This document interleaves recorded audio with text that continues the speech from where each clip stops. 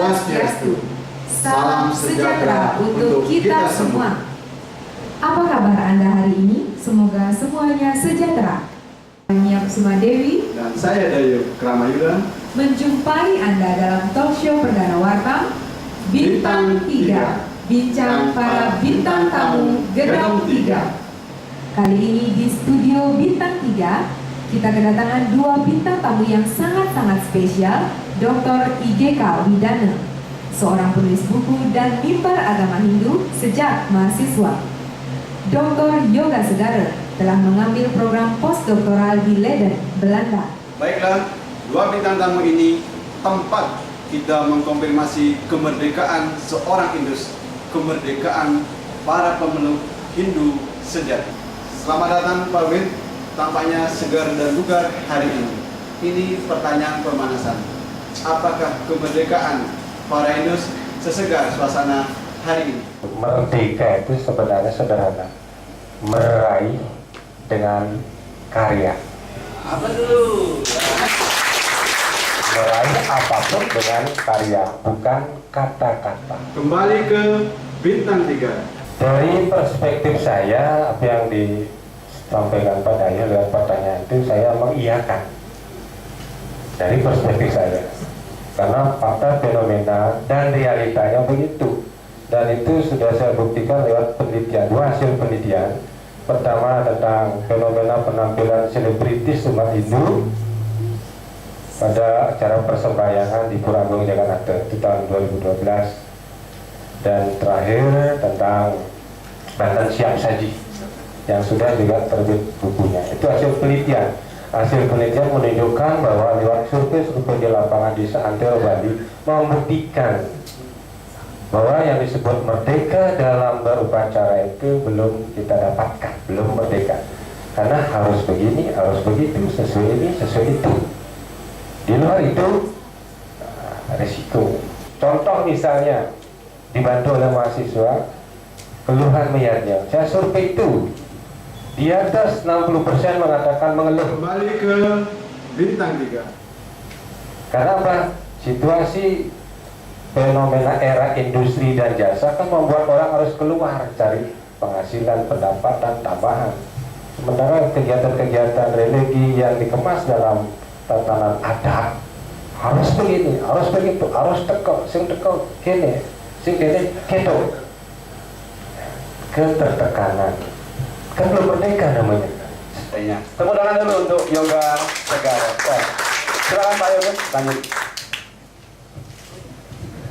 Mohon maaf, saya tidak bisa seperti Pak Widana gitu ya. Selain kritis, akademis, dan juga mirip-mirip stand up komedi gitu ya. Ke bintang 3. Dan cara saya melihat Bali juga mungkin agak berbeda karena saya cukup lama di luar Bali dan baru 18 tahun gitu ya. Dalam dunia tulis-menulis sebetulnya bukan hal yang baru ya, karena hampir sebagian perjalanan hidup saya itu penuh dengan bagaimana saya bisa menuangkan pikiran-pikiran dan gagasan saya. Kembali ke bintang 3. Lalu kemudian saya menulis itu sebetulnya otodidak. Tidak pernah punya pengalaman kursus atau belajar serius menulis. Saya aktif menulis setiap bulan di tahun 2000-an sampai 2003 kalau nggak salah. Dan kemudian banyak pekerjaan lain. Sehingga memutuskan saya mencari jalan yang berbeda. Tulis menulis itu tidak bisa datang begitu saja kita menjadi ahli menulis, tidak. Pasti karena pertama pengalaman.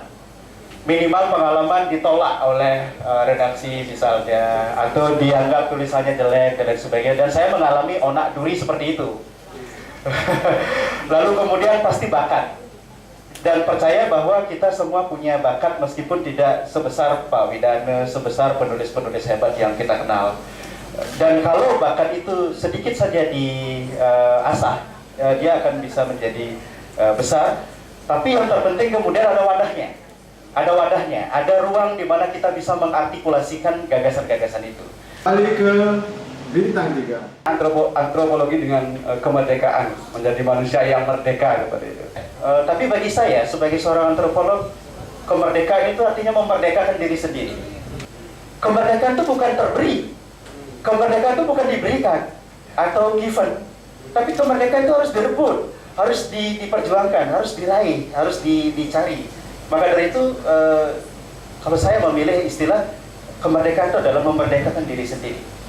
Kembali ke bintang 3. Banyak keterkaitan agama antropologi, jatuh cinta kembali ke kampus seperti itu. Ya. Tapi saya kembali untuk menjemput takdir saya. Gitu. Lalu saya juga pernah mengajar di perguruan tinggi swasta terbaik di Indonesia, yaitu BINUS University. Kampus itu buat saya adalah rumah besar bagi orang-orang yang ingin merdeka. Gitu. Karena di kampus itu kita bisa melakukan banyak hal untuk membuat sejarah-sejarah kecil. Sejarah kecil itu bisa kita lakukan melalui banyak hal, misalnya salah satunya tulisan. Salah satu harga dan barang paling mahal yang diberikan Tuhan kepada penulis adalah kebebasan dalam menuangkan ide-ide. Yang perlu dilakukan oleh para penulis untuk bisa merdeka itu adalah mencari sesuatu yang orang lain tidak lihat. Yang kedua, jangan takut untuk menyampaikan gagasan orisinil. Jadi, orisinalitas. Jangan hanya mau menjadi polos. Yang ketiga, harus berani menggunakan istilah-istilah yang kemudian istilah itu bisa mempengaruhi orang. Sekali lagi yang terakhir untuk kemerdekaan itu, dan ini memang agak susah untuk dicari dan pasti tidak mudah, yaitu integritas. Anda mau menjadi penulis karena dibayar atau menjadi penulis untuk membuat sejarah? Karena apa? Setiap tulisan, setiap kata yang keluar dari pena Anda itu adalah sejarah. Dan itu tidak bisa diambil lagi. Maka hati-hati ketika Anda membuat status sosial di Facebook itu. Tanpa koma saja, itu bisa membuat orang berkelahi. Kembali ke bintang 3. Mungkin ada penanya.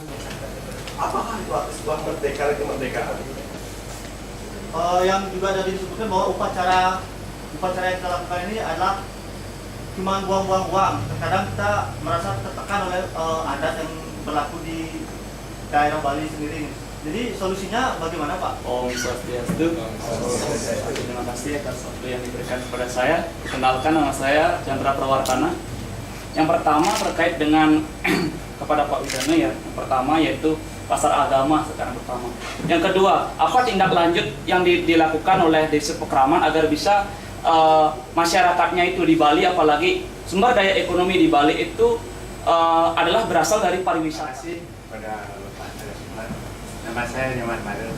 Nah, ada sistem bayar di Bali itu yang hanya menurut saya adalah mesuka mati saja, Pak. Nggak lain itu banyak diikat kita. Jadi di Bali ini kita disuruh lari tapi kaki diikat. Kembali ke bintang 3. Kaitannya dengan agama, tradisi, dan budaya, apakah kita berjalan di rel tradisi atau budaya atau budaya agama tradisi atau tradisi agama?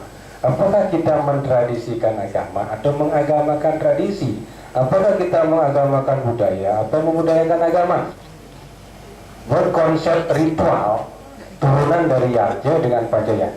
Ritual itu tujuan tertingginya adalah spiritual. Ritual spiritual. Ketika kita mencapai spiritual, itu isi tanda strip. Spiritual. Sepi dari ritual. Mana ada para yogi, para resi ke hutan, ke alas, bawa kebogan. Yang disebut jalan menuju moksa. Itu. Nah, kalau kita bisa mencapai begitu, maka elemen budaya, elemen tradisi itu bisa pinggirkan dulu. Tapi masalahnya kan kita masih adalah ikatan sosio-kultural adat. Kembali ke bintang 3.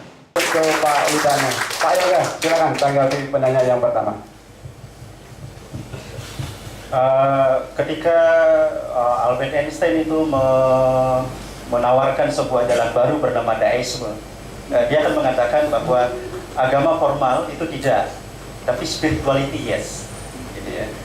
Jadi organized religion no, spirituality yes. Dan kecenderungan sekarang gaya hidup masyarakat Eropa, terutama di Barat, Eropa Barat maksud saya, itu kembali menjadi orientalis ke timur. Nah, banyak sekali yang kita tawarkan di timur, misalnya vegetarian.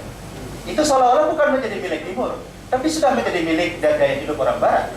Kemudian yoga. Nah, ini bisa menjadi satu refleksi. Mari kita kembali dengan melihat bahwa agama itu tidak hanya sebatas apa yang disampaikan oleh Pak Widana. Nah, caranya adalah bahwa kita selalu beragama dengan cara tekstual. Jadi apa yang tertera secara teks di kitab suci misalnya, itu kita lakukan secara total. Padahal ini harus tercerap ke dalam budaya-budaya lokalitas. Yang ingin saya katakan adalah perlu beragama juga secara kontekstual. Tidak cukup dengan tekstual. Apa yang unggul di lontar, apa yang dititahkan oleh para resi, para surya dan sebagainya, bukan itu saja. Misalnya saja, mari kita maknai bagaimana Lubdaka dengan konteks kita hari ini. Betapa dia mengajarkan kepada kita semua bahwa disiplin etos kerja itu bisa meraih tujuan apa yang mau kita cari. Maka dari itu, apa yang sudah berlaku di Bali, itu lakukan, tetapi harus ada pengayaan. Pengayaan apa tadi? Maknanya apa? Esensinya apa? Mana yang perlu, mana yang tidak? Gitu kan?